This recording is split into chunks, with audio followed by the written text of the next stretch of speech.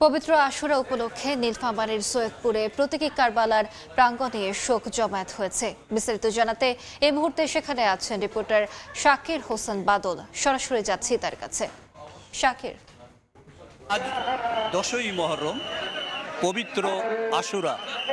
আজকের এই দিনটিকে ঘিরে গতকাল থেকে নীলফামারীর সৈয়দপুর শহর পরিণত হয় তাজিয়ার শহরে। গতকাল সন্ধ্যার পর থেকে সৈয়দপুর শহরের প্রায় 39টি ইমামবাড়ায় রাত 12টার পর থেকে তাজিয়া বসানো হয়।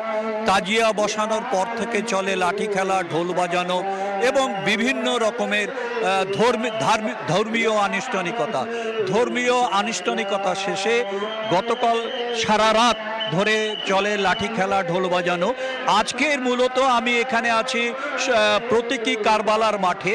এইখানে আজকের এই গত 7ই মুহররম থেকে যে অনুষ্ঠান শুরু হয়েছিল তার আজকের মূলত আশুরার দিন, আজকের সমাপ্তি দিবস।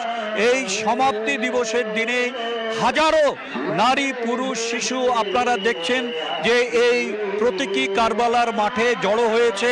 তারা তাদের কথা যে হযরত মুহাম্মদ সাল্লাল্লাহু আলাইহি ওয়াসাল্লামের দৌহিত্র ইমাম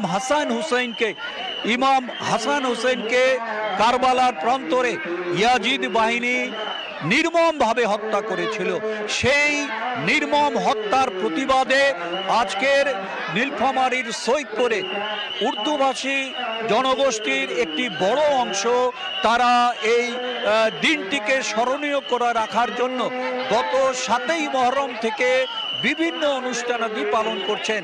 আজকে তার শেষ। যারা গত 7 তারিখে পাইক সেজেছিলেন নিজের সুস্থতা কামনায় বা পারিবারিক সুস্থতা কামনায়, ব্যবসায়িক সাফল্যের কামনায় যারা পাইক সেজেছিলেন, আজকের তারা কিন্তু এই প্রতীকী কারবালার মাঠে এসে তারা আনুষ্ঠানিকভাবে গত 3 দিন ধরে যে কাপড় পরিধান করেছিল সেই পরিধেয় কাপড় খুলে তারা কিন্তু আজকের এখানে তাদের মান্যতের কাজ শেষ করবে।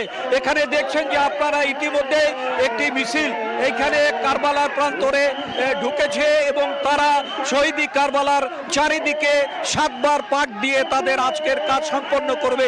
এই ছিল আমার কাছে নীলফামারীর সৈয়দপুর প্রতীকী কারবালার প্রান্তর থেকে সর্বশেষ।